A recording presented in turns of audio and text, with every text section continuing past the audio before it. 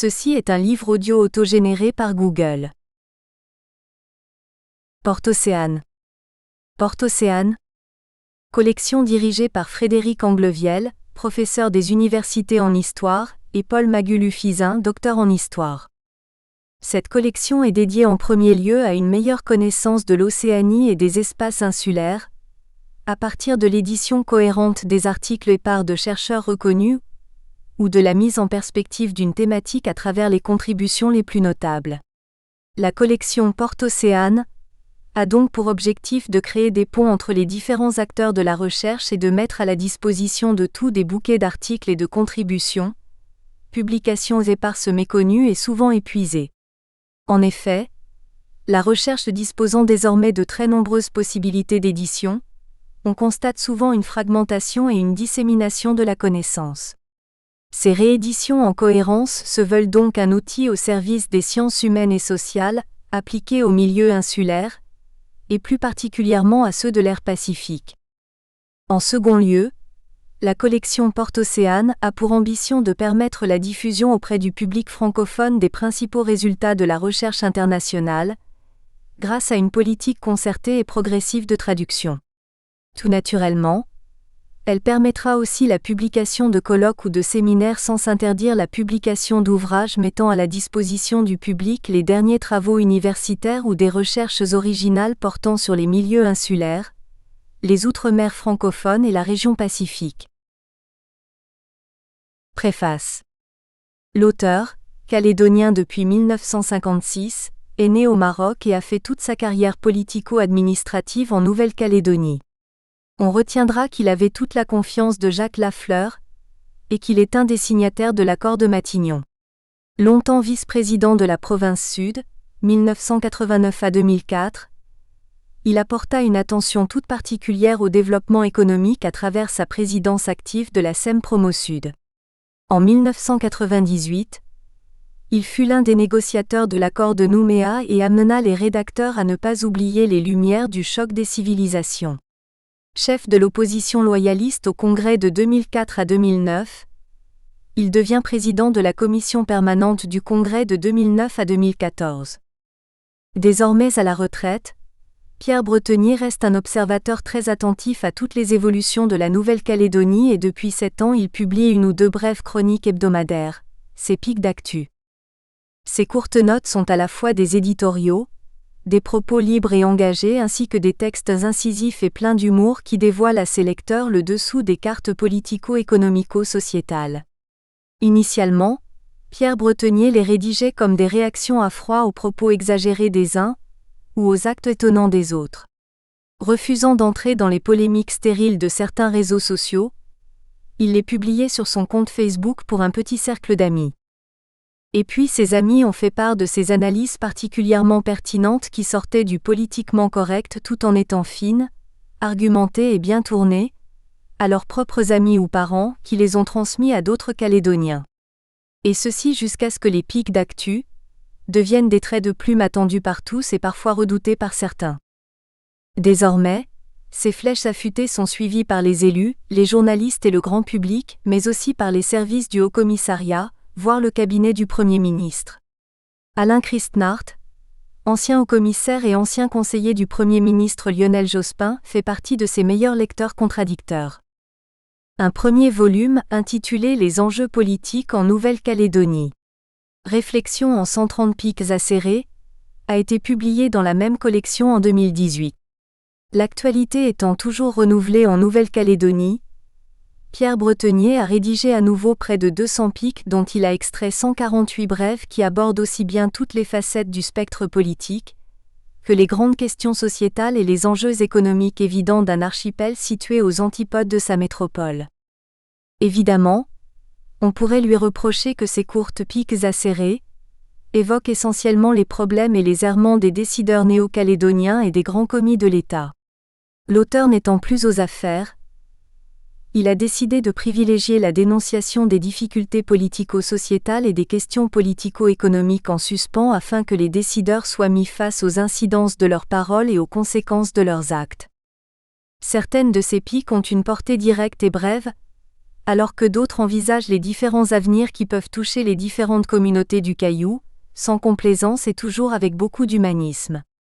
Les voix extrêmes et les discours vengeurs ou discourtois sont bannis au profit de traits d'humour qui font sans nul doute grincer quelques dents, et qui lui valent parfois de solides inimitiés.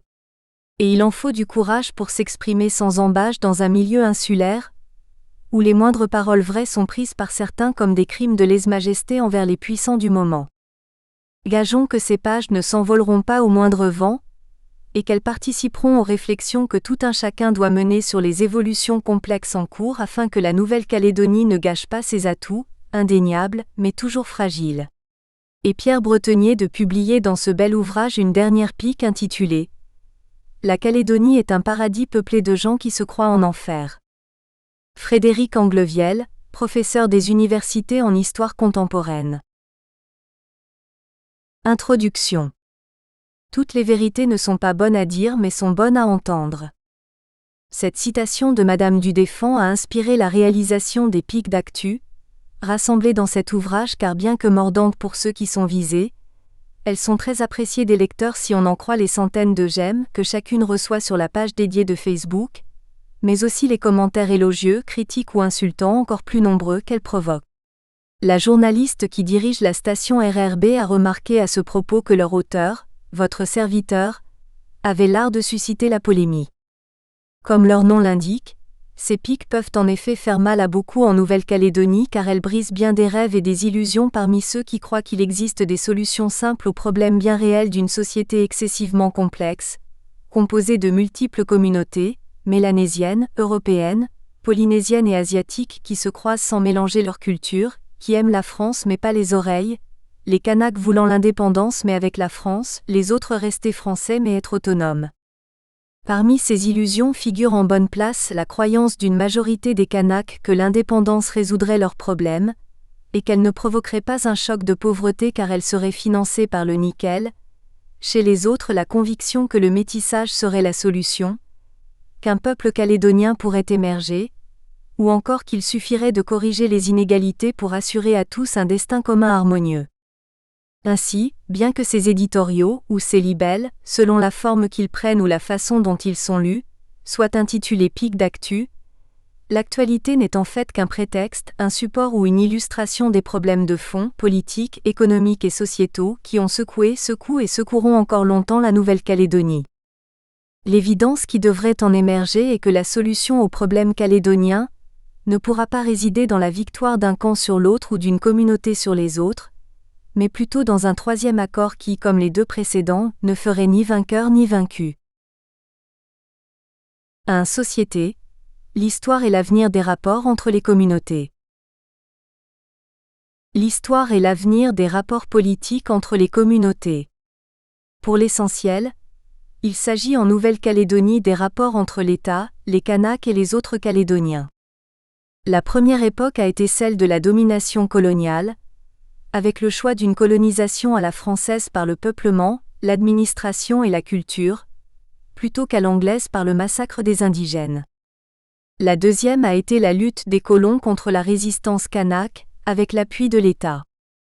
La troisième a été la recherche d'une entente entre Caldoches et Mélanésiens contre l'État, l'époque de l'Union calédonienne de Maurice le Normand, avec un double discours assurant aux uns qu'ils allaient dominer les autres et vice-versa. La quatrième a été la reprise en main par l'État, de 1963 à 1981, administrativement et économiquement efficace, mais ayant abouti politiquement à la revendication indépendantiste kanak. La cinquième, très courte mais qui peut renaître, a été la tentative de largage de l'État, le projet d'indépendance association d'Edgar Pisani, venu se fracasser contre les grandes manifestations populaires des loyalistes organisées par Jacques Lafleur. La dernière, la période des accords, a été une entente signée entre les Kanaks indépendantistes et les autres communautés sous l'égide de l'État. Ces accords ont apporté 30 ans de paix, mais maintenant qu'ils arrivent à leur terme, quid de l'avenir des rapports politiques entre les communautés ? Pour les indépendantistes Kanaks, l'objectif est clair et sans nuance. Seule l'indépendance kanak assurera la stabilité et la sécurité en Nouvelle-Calédonie. Les autres ethnies devront se soumettre, reconnaître qu'étant accueillie en pays kanak, la loi et les coutumes du peuple autochtone s'imposent à elle. Pour les partis loyalistes, ou ceux qui se présentent comme tels, c'est moins clair. Calédonie Ensemble est prêt, pour obtenir la paix, à pratiquement tout céder aux indépendantistes, au point de s'efforcer à convaincre les Calédoniens de rejoindre la majorité des Kanaks, afin d'arriver avec l'État à une sorte d'indépendance-association où la France continuerait de financer la Nouvelle-Calédonie, mais où sa souveraineté ne s'y exercerait plus qu'en matière de défense et de justice, et encore sous réserve de la calédonisation des effectifs. Le Front loyaliste vise quant à lui, à assurer le maintien de la Nouvelle-Calédonie dans la France par des victoires électorales contre les indépendantistes.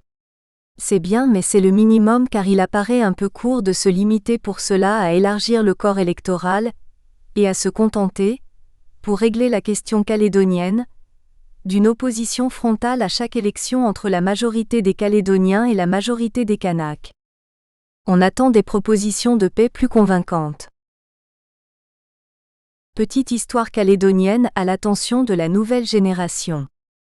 La toute nouvelle génération d'élus loyalistes au Congrès, n'ayant pas vécu l'histoire récente de la Nouvelle-Calédonie, il m'est apparu intéressant d'en rappeler l'ambiance. J'ai connu la Nouvelle-Calédonie de jadis, c'est-à-dire pour eux celle des années 50 à 60, celle de mon enfance et de mon adolescence, quand les Mélanésiens étaient très accueillants, saluant en souriant toutes les voitures qui passaient sur les routes de la côte Est et des îles, alors qu'eux-mêmes n'en possédaient pas. Les patrons d'alors n'étaient pas considérés comme des exploiteurs mais comme des employeurs et les ouvriers étaient fiers de travailler pour la maison Ballande ou pour la SLN. Personne ne songeait à fermer à clé sa voiture ou sa maison. Les épiciers faisaient crédit à tous et on écoutait avec ravissement notre ministre des DOMTOM, surnommé Gros Bisou, discourir sur la mosaïque calédonienne, toute ethnie confondue. À cette époque, invité par Yann Séléiné Uruguay, je hissais chaque 14 juillet le drapeau tricolore à Tiga au son de la Marseillaise et des chants de tempérance. Plus tard, je me suis aperçu que sous cette apparence idyllique se cachaient quelques réalités consternantes. Un maire qui lançait des appels d'offres correspondant aux caractéristiques des camions vendus par sa puissante entreprise, un directeur de société qui payait ses employés de brousse en bons d'achat dans ses propres magasins d'alimentation et de pièces détachées ou un exploitant minier qui déversait les stériles dans les rivières en ayant cure des dégâts humains et environnementaux qui s'ensuivraient. Bref, une bourgeoisie très riche au pouvoir qui avait peu d'esprit civique et ne voyait rien d'anormal dans les écarts qui la séparaient de ses employés, des broussards et des chasseurs-cueilleurs de la côte Est et des îles qui, de temps à autre, venaient traîner leur mal-être dans les rues et les bars de la ville. Ensuite, consécutivement au boom du nickel, à la venue de très nombreux métropolitains et wallisiens et à l'enrichissement de tous dû au plein emploi, j'ai assisté à une aggravation de l'opinion anti-oreilles et anti-wallise des Calédoniens et surtout, du sentiment anti-immigré des Mélanésiens. Déchirements interethniques qui se sont catalysés dans des exactions contre les Blancs, des vols, des incendies et des meurtres avec en réponse, des manifestations monstres contre l'indépendance kanak, l'intervention de l'armée française, et enfin des accords de paix pour 30 ans fondés sur la reconnaissance de l'identité kanak et la légitimité du peuple premier à côté de la légitimité démocratique, et sur un rééquilibrage politique, économique, social et culturel en sa faveur. Accords de paix qui n'ont pas eu d'influence sur les luttes politico-syndicales, notamment celle de l'USTKE. De cette histoire, quelques enseignements forts pourraient être tirés en direction des jeunes élus loyalistes, comme le fait que ni l'élévation générale des niveaux de vie ni le rééquilibrage en faveur des Kanaks ne suffisent à éteindre la revendication indépendantiste, ou que, comme disait Fénelon, il ne faut rien attendre des hommes que de l'ingratitude et les servir sans intérêt. L'identité calédonienne, une illusion politique. Bien des Calédoniens espèrent que les populations de Nouvelle-Calédonie soient à la recherche d'une identité calédonienne qui serait la leur, c'est-à-dire métissée et vivant depuis plusieurs générations sur le territoire. Ce sentiment de légitimité qu'ont ces Calédoniens à être reconnus comme peuple originaire du pays au moins à l'égal du peuple kanak, est excessivement fort, probablement unique dans l'histoire de l'outre-mer français. C'est ainsi que dans les autres possessions françaises ceux qui étaient désignés, et se désignaient souvent eux-mêmes comme Marocains, Algériens, Tunisiens, Indochinois ou néo-hébridais, étaient les indigènes, comme aujourd'hui encore les Tahitiens ou les Wallisiens dans leur territoire, les autres étant des Français du Maroc ou d'Indochine ou des Hébrides, alors que ceux qui se désignent ici comme Calédoniens ne sont pas les indigènes, mais les descendants des métropolitains et des Asiatiques installés en Nouvelle-Calédonie depuis plusieurs générations. Le problème, comme l'a analysé Hegel, est qu'on ne se pose qu'en s'opposant. Ainsi, de même que les Gaulois ont pris conscience de leur identité en combattant l'invasion romaine et les Kanaks en se défendant contre la colonisation française, l'identité calédonienne cherche à se construire politiquement d'une part par opposition à l'identité kanak, seule reconnue par les accords, et d'autre part pour faire différence avec l'identité française des métropolitains à l'accent parisien ou provençal, des Pieds-Noirs ou des Wallisiens. Cette recherche d'identité est illusoire car la majorité des Kanaks n'en veut pas, sauf à ce qu'elle se fonde dans l'identité kanak et participe à leur lutte pour l'indépendance, et les autres non plus, invités qu'ils sont à reconnaître à ceux qui vivent en Nouvelle-Calédonie depuis plusieurs générations une légitimité supérieure alors que pour eux, l'égalité entre tous les citoyens calédoniens, voire tous les citoyens français, devrait être un principe intangible. Objectivement, sur le plan politique et juridique, cette recherche d'une identité calédonienne est donc vaine puisque ses potentiels représentants n'auront jamais la légitimité démocratique, celle du plus grand nombre, ni la légitimité du peuple premier, seule reconnue par les instances nationales et internationales pour décider de l'avenir d'un pays. C'est dire que le seul combat qui vaille en fait et en droit est celui qui doit être livré pour qu'il y ait toujours une majorité d'électeurs favorables à la Nouvelle-Calédonie française. Pour le reste, à chaque communauté son identité et sa place plus ou moins grande dans l'ensemble calédonien, l'identité de la Nouvelle-Calédonie devant être reconnue comme plurielle. Légitimité calédonienne. L'ostracisme de Louis-José Barbançon et Ismet Kurtovic à l'encontre de tous ceux qui ne sont pas nés en Nouvelle-Calédonie est consternant. Sous des formes différentes, ils viennent d'asséner sur les ondes que les Calédoniens de souche ont plus de légitimité que les autres à gouverner la Nouvelle-Calédonie, justifiant ainsi l'exclusion de 40 000 Français du droit de vote aux provinciales et aux consultations référendaires. Pour eux, ceux qui ne sont pas nés en Nouvelle-Calédonie, voire ceux dont les parents et grands-parents n'y sont pas nés, n'ont pas la même légitimité que les descendants des pionniers pour gouverner le pays et décider de son avenir. Ces Calédoniens de souche comptent le nombre de générations qui les ont précédés en Nouvelle-Calédonie comme autant de quartiers de noblesse qui mesurent la légitimité de quiconque se prétend calédonien, les descendants de colons constituant la caste supérieure autodésignée. Malheureusement pour eux cette légitimité n'est reconnue que par eux-mêmes. Ni la France, ni les Nations Unies, ni les Kanaks, et encore moins les Calédoniens arrivés plus récemment, ne la reconnaissent. Pour la France et la communauté internationale, ils sont au mieux des Français résidant de Nouvelle-Calédonie, au pire des colonisateurs, tous en position d'être traités le moment venu comme l'ont été les rapatriés d'Indochine, du Maroc ou de Tunisie, d'Algérie ou des Nouvelles Hébrides.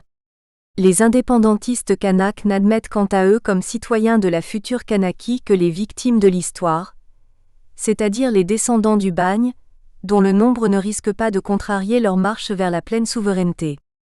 Au lieu de plaider pour une société calédonienne ouverte, accueillant en son sein les nouveaux arrivants comme une part d'elle-même, nos deux pionniers médiatiques ont choisi de défendre le repli de cette société sur elle-même, conformément à la politique d'Alain Christnart d'éloigner les Calédoniens de leurs compatriotes métropolitains afin de faciliter leur rapprochement avec les Kanaks indépendantistes.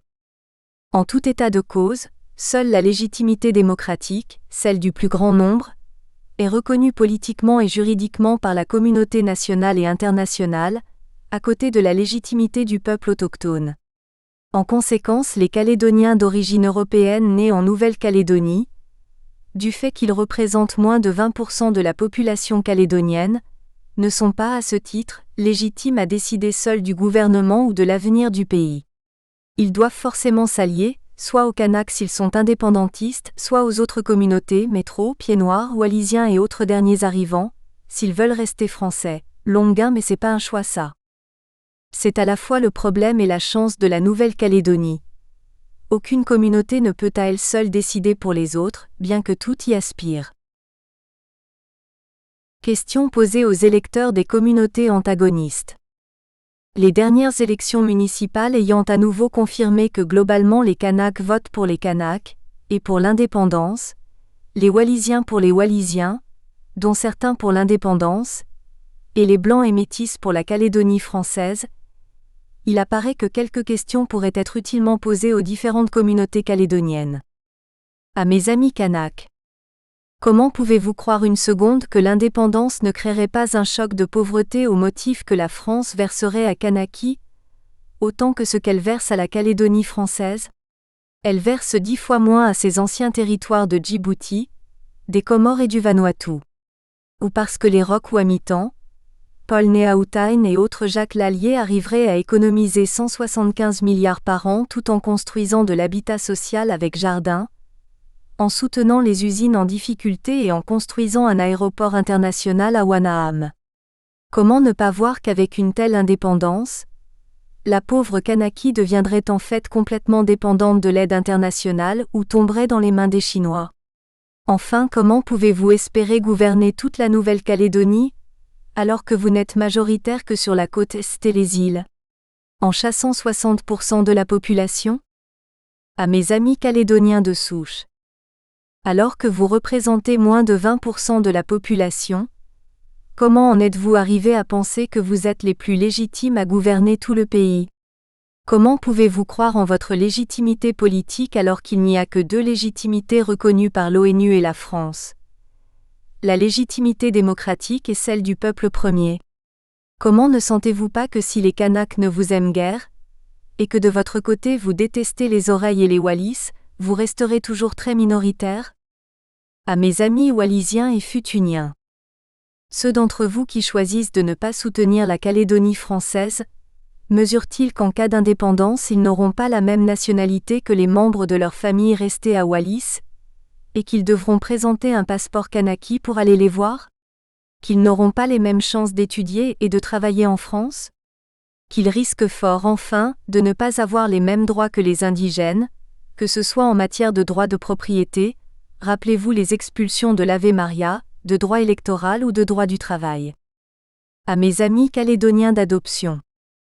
Comment pouvez-vous croire que par miracle, une fois les 3 référendums perdus par les indépendantistes, le peuple kanak abandonnera sa lutte et que les Calédoniens de souche vous considéreront comme faisant partie de leur communauté? Jamais aucun peuple n'a accepté de gaieté de cœur d'être dominé par un autre peuple, ni aucune communauté par une autre. Or vous occupez souvent les places dominantes dans les administrations, les établissements publics, les entreprises, les cabinets libéraux. Devant le refus obstiné de la plupart des Kanaks de s'intégrer au monde moderne, une solution de conciliation serait d'accepter que le peuple autochtone gère ses propres affaires et vive selon ses coutumes partout où il est majoritaire. Qui veut d'un peuple calédonien? Pas les Kanaks. La Constitution ne reconnaît qu'un seul peuple, le peuple français, et des populations d'outre-mer. Pourtant Édouard Philippe et Philippe Gomez parlent d'un peuple calédonien, distinct du peuple français en ce sens qu'il a un droit à l'autodétermination, donc à se séparer de la France, que n'ont pas les autres composantes de la société française telles que les Corses, les Basques, les Bretons ou les Alsaciens. Leur objectif est le même que celui qu'avait poursuivi Maurice Lenormand en créant l'Union calédonienne dans les années 50 avec pour slogan « 2 couleurs, un seul peuple ». Rassembler Calédoniens et Kanaks dans une Nouvelle-Calédonie autonome, étape vers l'indépendance. C'est qu'effectivement, cette union est électoralement la seule possibilité pour la Nouvelle-Calédonie de devenir indépendante. D'où les efforts constants des élites gouvernementales de la gauche anticolonialiste, Lemoine, Pisani, Christnart, Lataste, Macron, pour que des Calédoniens d'origine européenne rejoignent les indépendantistes kanaks, afin de former une majorité électorale favorable à une indépendance plus ou moins associée à la France. Malheureusement pour eux, et heureusement pour la Nouvelle-Calédonie française, les Kanaks ne veulent pas d'un peuple calédonien.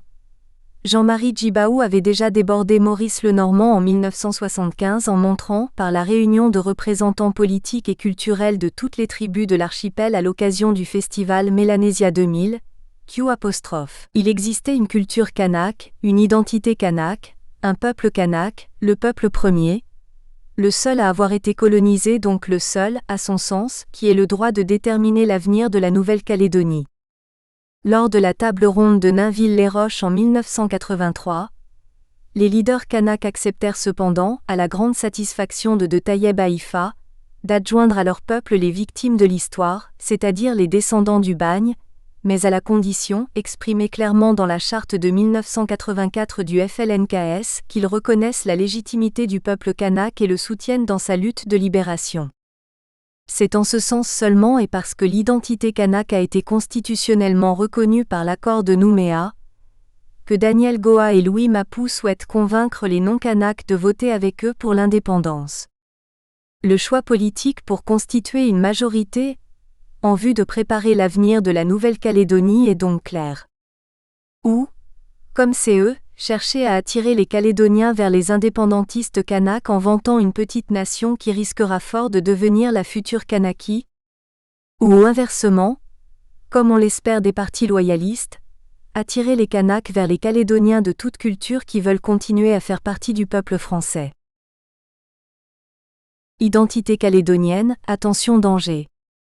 Après la Charte des valeurs calédoniennes de Philippe Gomès et Thierry Lataste, voici Frédéric Angleviel qui vient de publier son Manifeste pour un peuple calédonien, Louis-José Barbançon qui rappelle son combat pour la reconnaissance d'une identité calédonienne qui remonterait à l'époque du bagne, Ismet Kurtovic qui se félicite avec Denis Milliard que le bulletin du recensement pose la question de savoir qui est s'apostrophe. Estime calédonien et tout dernièrement, Nicolas Metzdorf et sa colistière qui nous ressortent le projet de drapeau calédonien.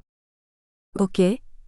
On veut bien reconnaître une spécificité calédonienne, une manière d'être et de vivre qui nous distingue de nos compatriotes métropolitains et des Kanaks qui forment à eux seuls un peuple reconnu par la Constitution française, voire de la communauté wallisienne dont l'identité est aussi fortement marquée, mais elle ne doit pas aller jusqu'à la reconnaissance d'une identité calédonienne, encore moins d'un peuple qui serait inévitablement minoritaire par rapport au peuple kanak, indépendantiste à 80%.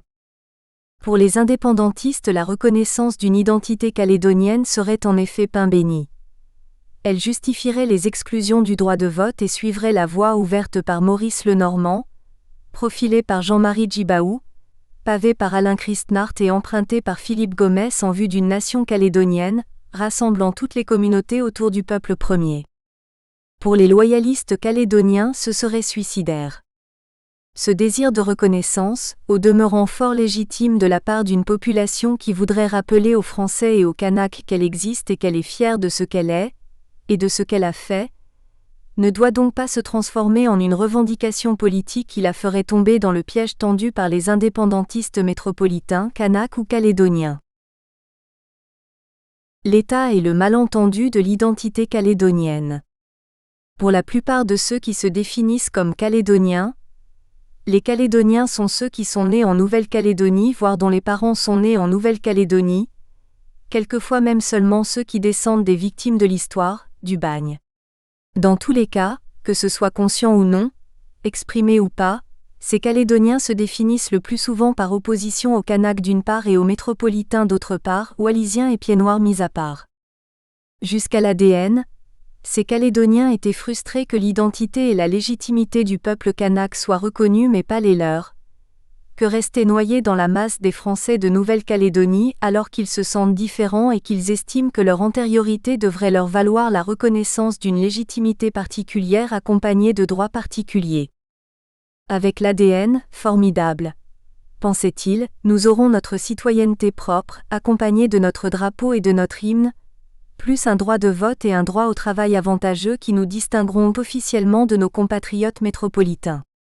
Et nous gérerons nous-mêmes nos propres affaires avec un gouvernement à nous, tout en restant attachés à la France, le rêve quoi. Mais patatras. Avec le gel du corps électoral, leur rêve se brise. Ils se rendent compte que la primauté donnée par l'État au peuple kanak et à ses leaders indépendantistes demeure plus que jamais et qu'elle risque de conduire à l'indépendance kanak. Pourtant les rédacteurs de l'ADN, les hauts fonctionnaires de l'État, Alain Christnart, Thierry Lataste et François Garde, ont été clairs, c'est l'identité kanak qui importe. Ainsi les signes identitaires, qui doivent exprimer la place essentielle de l'identité kanak du pays dans la communauté de destin, ceux qui proposent un drapeau bleu, blanc, rouge avec un cagoux au milieu n'ont pas tout compris, afin de restituer au peuple kanak son identité confisquée préalable à la fondation d'une nouvelle souveraineté, qui ne sera donc plus celle de la France. Mais il n'est pire aveugle que celui qui ne veut pas lire l'accord. Pour résoudre ce malentendu, l'État doit maintenant choisir entre soit continuer l'œuvre de Kristnath qui consiste à convaincre un maximum de Calédoniens et de Wallisiens à rejoindre la majorité des Kanaks pour que le oui à l'indépendance l'emporte, soit, inversement, s'atteler à convaincre les Kanaks que la France est seule capable de leur garantir en même temps le respect de leurs coutumes et un haut niveau de vie, de santé et de formation. Il ne peut pas espérer que les leaders loyalistes discutent avec leurs collègues indépendantistes et qu'ils fassent des propositions de sortie de l'ADN car ils se croient toujours en campagne et n'ont de toute façon guère d'idées sur la question. Quant aux indépendantistes, ils ne veulent plus discuter qu'avec le colonisateur, la France. Bref, à ce moment de leur histoire où Calédoniens et Kanaks n'ont jamais eu autant de responsabilités, ils s'en remettent encore une fois à l'État pour décider de leur avenir commun. Tous nos regards se tournent vers le président de la République. La question piège, estimez-vous être calédonien ne ? C'est la nouvelle question à laquelle nous invite à répondre le bulletin de recensement de la population calédonienne. Une telle question posée en métropole, estimez-vous être français ? N'a probablement jamais été ne serait-ce qu'envisagée par l'État, tant elle ferait scandale par la discrimination qu'elle introduirait entre les Français, notamment à l'égard des populations immigrées qui ont la nationalité française mais qui s'estiment plus algériennes, marocaines ou sénégalaises que françaises. En Nouvelle-Calédonie, rien de tel. L'État a profité de la demande d'élus locaux pour introduire cette funeste question dans le bulletin de recensement. Estimez-vous être calédonien ? Question au demeurant approuvée chaleureusement par les Calédoniens qui s'expriment sur le sujet, aussi bien de droite comme Denis Milliard que de gauche comme Louis-José Barbanson ou Ismet Kurtovic, parce qu'U', enfin, disent-ils, elle leur reconnaîtrait officiellement cette identité particulière dont ils sont fin fiers, différente de celle des autres habitants de la Nouvelle-Calédonie, Kanaks, Wallisiens, Asiatiques, autres et surtout, différente de celle des Français de métropole. Or, sauf à être sourd et aveugle, chacun sait d'avance qui va s'estimer calédonien, tout simplement ceux qui sont nés en Nouvelle-Calédonie. Voilà. Les autres ont tellement souvent été traités de oreilles ou pire depuis leur arrivée sur le territoire, et s'ils manifestaient un mécontentement quelconque, tant de fois invités à dégager par un retourne chez toi, impératif même quand ils sont installés à Nouméa avec leur famille depuis 50 ans, qu'on voit mal comment ils s'estimeraient calédoniens, alors pour ceux qui n'ont pas le droit de vote. D'ailleurs si c'était malgré tout le cas, les vrais Calédoniens auraient tôt fait de leur faire sentir qu'ils ne font pas vraiment partie de leur communauté, leurs enfants peut-être, et encore, ça dépend. S'ils sont loyalistes, et ils le sont en grande majorité, ces Calédoniens authentiques sont tombés dans le piège tendu par Alain Kristnath et consorts. Pouvoir compter ceux qui ne s'estiment pas calédoniens et justifier ainsi les 40 000 exclusions du droit de vote. Encore un effort en ce sens et ne seront plus comptés comme citoyens calédoniens que les Kanaks et les victimes de l'histoire, c'est-à-dire les descendants des bagnards et des colons de l'époque, conformément à ce qu'avait imaginé le secrétaire d'État socialiste Georges Lemoine avec Jean-Marie Djibaou et Jean-Pierre Haïfa lors de la table ronde de Nainville-les-Roches en 1983. Comme ça les Kanaks deviendront enfin majoritaires, donc seuls légitimes avec les quelques Calédoniens d'origine arabe ou européenne convertis à la cause indépendantiste, à discuter de l'avenir de la Kanaki-NC avec l'État et Alain Kristnath pourra alors prendre sa retraite avec la satisfaction du devoir accompli. Discrimination identitaire, la solution pays. Alors qu'il existe 3 corps électoraux différents et tandis que Nicolas Metzdorf s'adresse au peuple calédonien, après que Milakulo Tukumuli a choisi de s'adresser à sa propre communauté, Maka Wenewa propose une stratégie de discrimination positive en faveur des Kanaks ainsi que la création d'une carte d'identité citoyenne pour les électeurs au référendum, afin de les distinguer de ceux qui n'ont guère de légitimité à vivre avec nous. Pour rendre compte de la diversité calédonienne et mesurer la légitimité comparée de chaque communauté, il faudrait en fait aller plus loin dans les distinctions et discriminations, par exemple en créant des cartes électorales et d'identité différenciées par communauté, avec l'apposition d'un logo rappelant l'origine de chacun. Ainsi les Kanaks bénéficieraient d'une carte spéciale qui ferait aussi la différence entre ceux qui sont arrivés d'Afrique il y a 50 000 ans, ceux qui sont arrivés de Taïwan il y a 3 000 ans, et ceux qui sont matinés de Tongien. La carte devrait distinguer les citoyens de statut coutumier, ceux qui veulent être traités comme des Kanaks, et les autres qui prétendent être traités comme des Européens. Leur logo pourrait consister en un casse-tête ou pour les Loyoltiens, en une planche à voile. Pour les Calédoniens de souche, il faudrait prévoir une carte électorale à points, donnant droit pour chaque votant à autant de voix que le nombre de générations d'ancienneté dont ils peuvent se targuer. Ainsi chacun aurait son pédigré à faire valoir comme victime de l'histoire. Leur signe distinctif pourrait consister pour les plus anciens en une chaîne avec boulet et pour les plus récents en un arbre à number one. Une paire de cornes pourrait être accrochée en pins à ceux qui croient en un peuple calédonien englobant les Kanaks. S'agissant des oreilles, il serait bon de distinguer entre ceux qui se sentent calédoniens et les autres, ces derniers devant arrêter de faire les malins et de se moquer des gens du pays sous peine d'être privés de tout droit civique, voire d'être renvoyés chez eux avec le sigle CFP marqué au fer rouge sur le front. À ceux qui se sentent calédoniens, il faudra quand même leur rappeler qu'ils ne le sont pas. Nous espérons que vous avez apprécié cet aperçu. Pour continuer à écouter ce livre audio sur Google Play Livres, utilisez le lien dans la description de la vidéo.